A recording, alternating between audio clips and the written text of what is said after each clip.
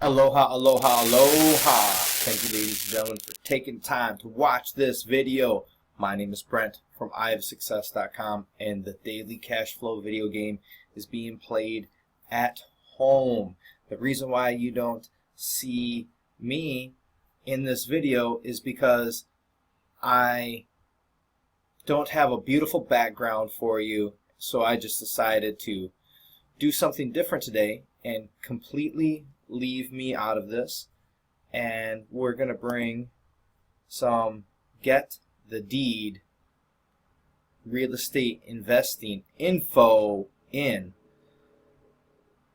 Ms. Cox has sort of explained her background here, and she's going to teach us about subject to investing. So I'm not going to be speaking while I'm playing the game, because I'm listening to, and you also get to listen to. The hard money lenders I spoke to up in New York, they weren't interested in me. Weren't interested. Alright, okay, so after that, I made some money. Check this out.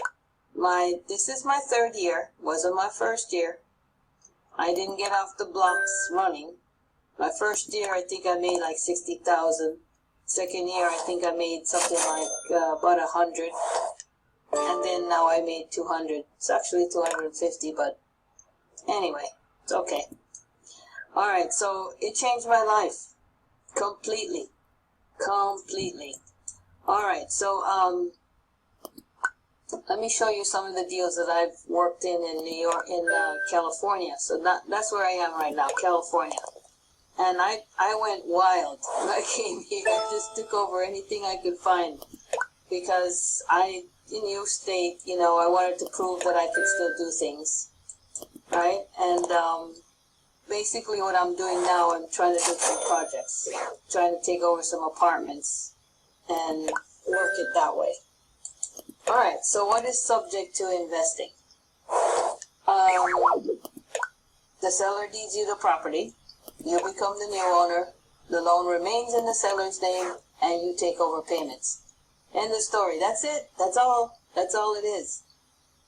How you do it, then that's another story, right? But that's basically what it is. Alright, so the key idea, really, really important, the key idea is that you have to understand the difference between debt and ownership. It is possible to have one party on the ownership and then the other on the instrument alone. You can. And usually these are one and the same person. But you have to know that the two can be separated. And that's what I'm getting at. That's the whole point of what it is I'm saying here. Alright, so benefits of subject to investing. The benefits outweigh the negatives completely. It does not involve the use of credit. Did I say that? Okay, you can do this with no money. It generates cash really quickly. There's no bank loans needed. You buy nice houses in nice areas. You don't really need a lot of cash. I think I'm repeating myself, but it bears repeating. It works well if you're bankrupt. Okay, maybe most of you probably aren't. You weren't as bankrupt as I was when I started. Or if you have bad credit, or even if you have no green card, you're a foreign national. You came to this country and you're looking for a better life. It can work for you too. There's no liability, there's little and no closing cost. There is no personal guarantee of anything. You own it and you control it. You get all the tax benefits. You profit from appreciation. You collect all the cash flow, and you can actually refinance and then cash out if you wanted to. But if you hate banks and you don't want to deal with them, then you don't have to.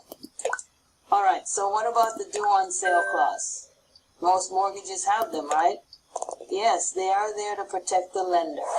And most mortgages do contain a due on sale clause.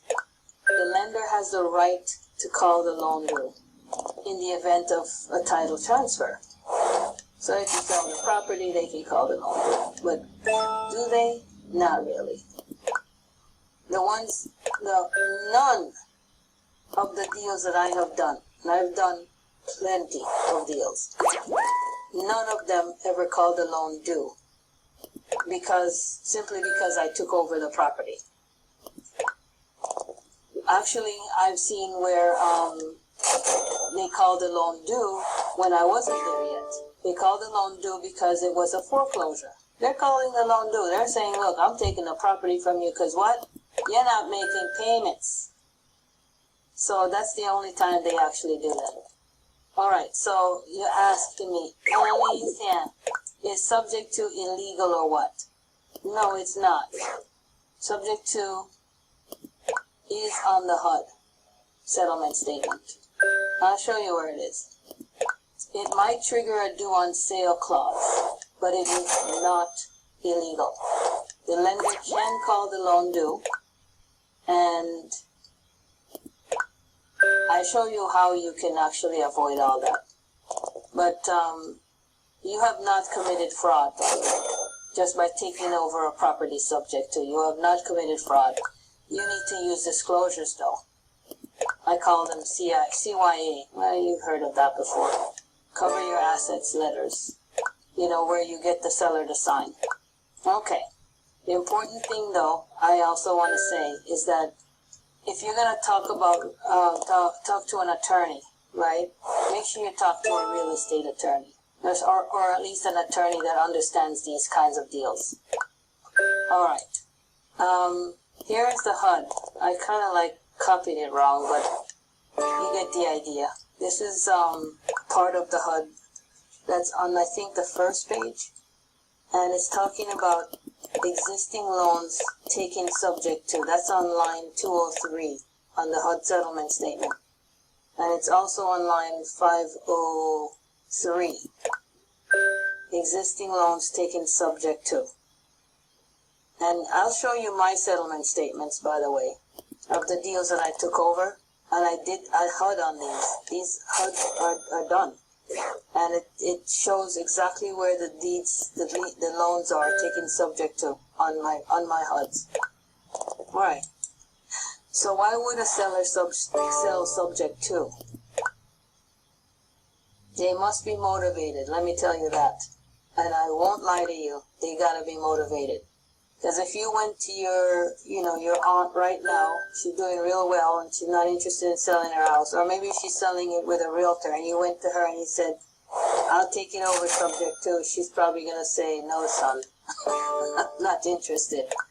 Maybe not. You never know sometimes. You know, you have to make the offer, and you never know what somebody will take. Anyway, they have to be motivated. Sometimes the only way you know they're motivated is when you make that offer. So there are reasons why people become motivated. They're relocating. You've heard of that before, right? The job transfer. They want to stop making payments and they just want to walk away. You know something? This is the majority of the ones that I service. These are the people that I talk to most of the time. They're like, I'm tired of this. I don't want to make any payments. If you don't take this, I am going to walk away. This is the reason why you see a lot of nice homes. They were nice anyway until the blondes got killed. And they're empty. They're vacant. And the owners just walked away from them. Some of them are just not even in foreclosure. They just walked away. So perhaps the seller bought another property and is making 2 mortgage payments. The seller has personal problems, bankruptcy, divorce, a job loss. And that's the primary reason for the ones that I find. There's a job loss or some kind of a financial difficulty. And they're saying, I gotta walk away. I don't need this. And also that last one there where it says the seller downsizing because they have to move into an adult care facility, that's happening more now than it used to. Well, hello, baby boomers are getting older. But here's the thing, it's a very real situation. People who, let's say, maybe they go on social assistance, and maybe they don't need to be on the deed for anything, especially if it's draining them, and they can't pay the payments anyway. They want to get off the title. They don't want to be on title. It doesn't matter whether they're on the deed. On the mortgage. They just can't be on title. Otherwise, they don't get the social assistance that they need. So this is very real, folks. This is very real. All right. So why would the seller deed you his property? Well, he's motivated. But let me help you to understand something. When you put a property, if you're a motivated seller and you are putting your property on the market, you expect to pay a realty fee, especially when you're selling, and especially if a real estate agent is coming to you to sell it for you. A real estate fee is expected. But what if you can't pay it? You'd have to go in your pocket to come out with money to pay that realtor fee, or even to make the deal work. That's even if the realtor decides even that he wants to list it, because the honest realtor is going to say, look, I can't get that for you. And if it's something you really need, then perhaps you should sell it yourself, or maybe you shouldn't sell it right now. Maybe you need to rent it out. And that's sometimes that word is not what you want to hear. They don't want to hear about renting anything. They want to get off this title and get out of this loan. So obviously they'd rather sell to you and pay nothing than to have to go into their pockets and having to pay a realty fee just so they can actually sell the house. So when you go in there and you're offering them this type of a solution, it actually relieves a lot of things, right? It relieves the when and the how much. For one thing, it's pretty flexible. You're going to say, well, whenever you get good and ready, I'll take over the property. They don't have to worry about, okay, well, I don't know if escrow is going to close this month or is going to close next month. The seller, there's none of that. You come in, you take over. There's no escrow. There's no mortgage. There's nothing. How much? You just said, I'm taking it over subject to your mortgage. I'm just take over your mortgage. There's nothing, there's no stress about it. There's no, okay, well, I gotta go in my pocket to make sure that, the amount that you buy it for is less than or more than, there's none of that. And that's why this works. All right, well, I hope you found that informative, but that's how people think. So how do you find a motivated seller? Well, they got problems. Like I said before, they have problems, and that's the key to finding them. You're going to find them maybe in bankruptcy. You're going to find them in pre-foreclosures. You're going to find them with business problems, personal problems. And this is what you offer them. You can buy properties. You can take over property.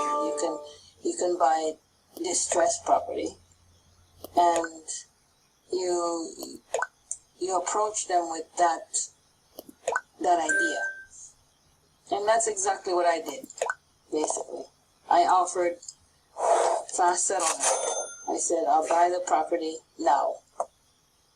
All right.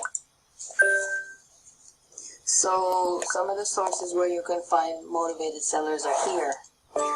Track homes. Believe it or not, that's where I found a lot of them in California. Up in Lancaster there and Palmdale. These are the houses that people bought from the building. And man, shiny and new house, it's nice. You just get in. Fog a mirror, get in the mortgage. Now they're like, I can't afford this. The mortgage is adjusting. Something is happening. All right. I'm not afraid of that. I know how to handle that. So, again, new track homes, those are the best places, or that's one of the biggest places I found my deals. Luxury properties, believe it or not, they're some of the easiest ones to work with. Fizbo sites, Zillow.